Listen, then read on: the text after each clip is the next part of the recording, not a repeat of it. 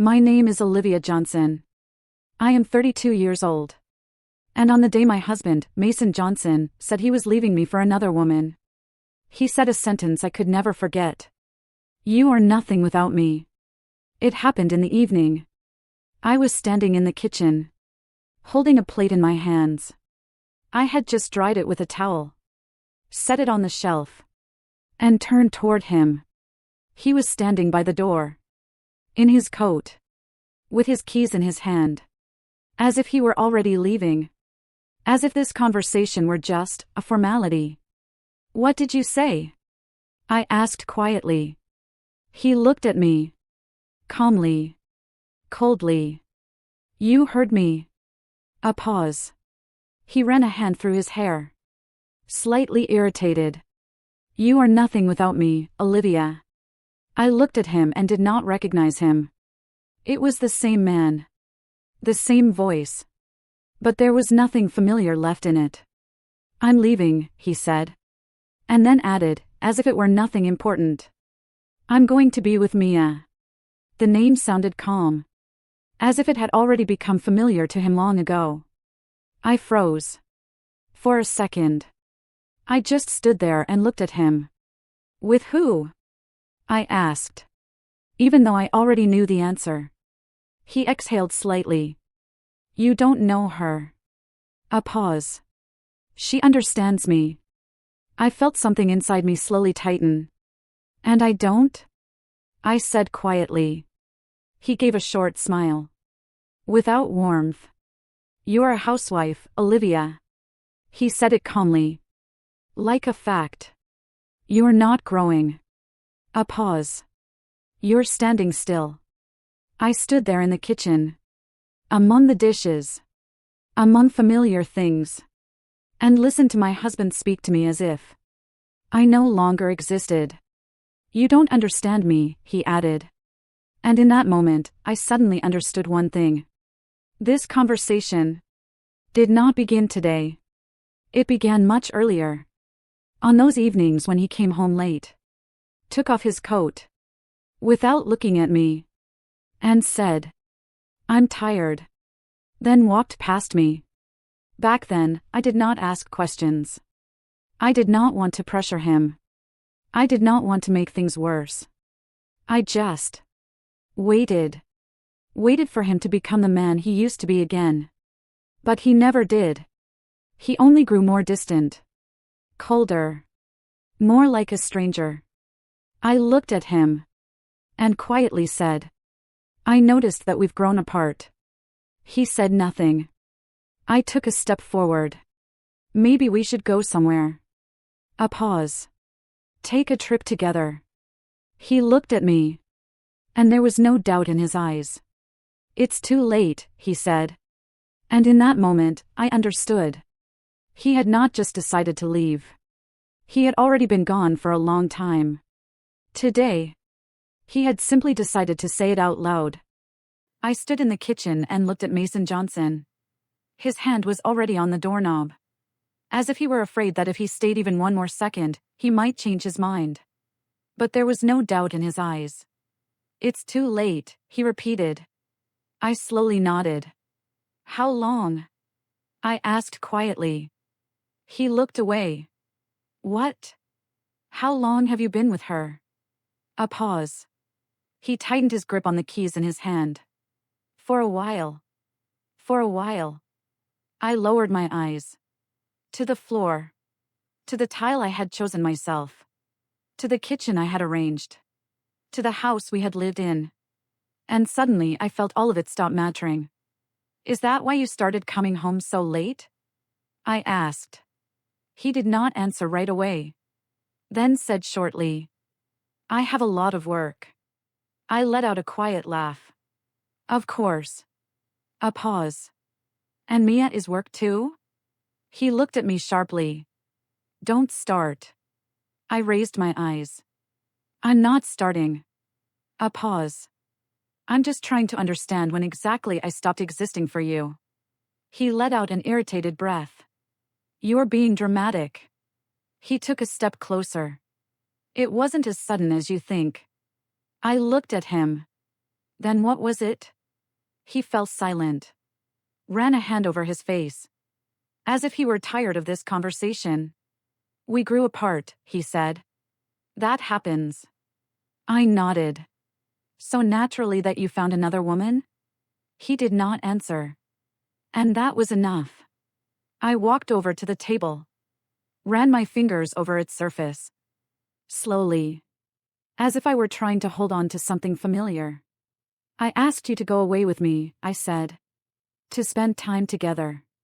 He gave a short smile. Olivia. A pause. That wouldn't have changed anything. I looked at him. You didn't even try. He shrugged. Because I already knew what I wanted. Silence. I looked at him. And suddenly understood one thing. He had no doubts. Not about his decision. Not about his words. Not about me. He had already decided everything. Without me. You chose her, I said calmly. He nodded. Yes. A pause. She's on another level. The words were quiet. But they hit hardest of all. I froze. What kind of level? He looked at me. And said. She understands how the world works. A pause. She's growing. I felt something heavy rising inside me. But not pain. Something cold. And I'm not? I asked. He shook his head. You stopped. I stood there in front of him. And listened. As the man I had lived with. Explained to me why I was not good enough. And in that moment, I understood one thing. He had not seen a person in me for a long time. He saw weakness. And maybe that was exactly why. He was so sure I could do nothing without him. I looked at him. At Mason Johnson. And suddenly understood one simple thing. He had been talking to me like this for a long time. I just had not wanted to hear it. You stopped, he repeated. I nodded slowly. And you moved forward? He shrugged. I just don't want to stand still. I took a step back. Rested my hand on the table. So I would not lose my balance. And that's why you decided to replace me? He looked at me sharply. I didn't replace anyone. A pause. I just chose what was better for me. I exhaled quietly. I see. The room fell silent. He looked at his watch. I need to go. I nodded. Of course. He reached for the doorknob. Paused for a second. And added. You'll manage. I looked at him. Without you? He gave a slight smile. Try. And then he left. The door closed softly. I was alone. In the kitchen. Among the dishes. Among the silence. I stood there without moving. For a few seconds. Then slowly walked to the chair. Sat down. Placed my hands on my knees. And for the first time in all that time, I allowed myself to do nothing. Not speak. Not think. Just sit. In silence. Because everything had already happened. And in that moment, I suddenly understood one thing. I was not going to prove anything to him. I was not going to win him back. I was not going to explain who I was. I was simply going to do it. Quietly. Without words. Without him. And that was the evening. My life began. Without Mason Johnson. The next day, I woke up early. The apartment was quiet. Unusually quiet.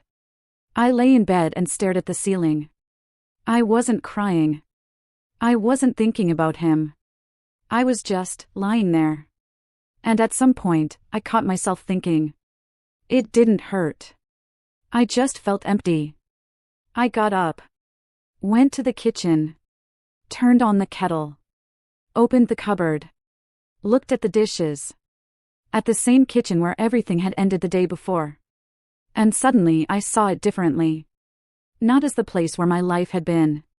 but as the point from which I could begin again. I poured myself some coffee, sat down at the table, opened my laptop. The screen lit up. An empty desktop. Empty files. And suddenly I realized that everything I had been putting off, I had been putting off because of him. Because of his schedule. Because of his moods. Because of his expectations. I slowly ran my hand over the keyboard and opened the folder. That one. The one I hadn't touched in over a year. A project. An idea. A plan. Something I had once wanted to bring to life. But never did. Because back then he had said, "It won't lead to anything." I looked at the screen and suddenly remembered his words. "You are nothing without me." I slowly exhaled. And for the first time in all that time, I felt not anger, but desire. To prove something? No. To do it. I opened the document, placed the cursor, and started writing. Slowly at first. Then faster. The clock on the wall kept ticking. The kettle had long gone cold.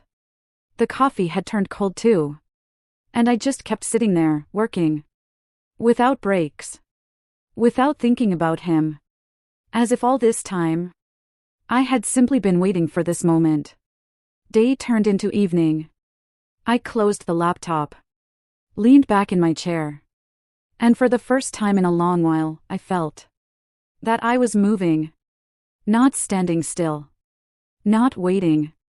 But moving forward. On my own. And that was when I understood one thing. He was wrong.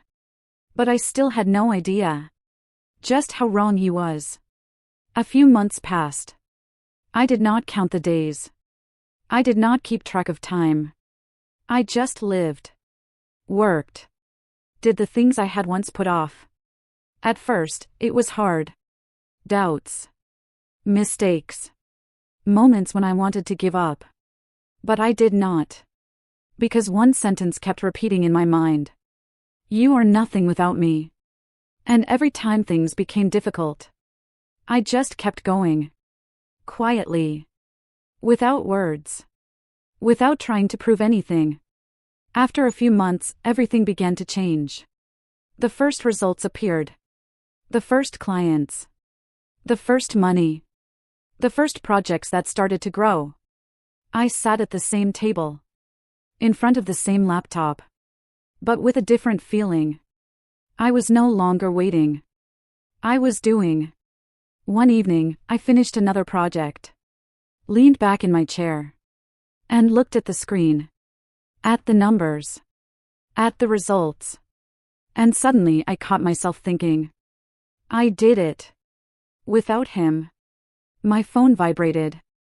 I looked at the screen. The number was unfamiliar. I answered. Hello? A pause. Then a voice. Olivia?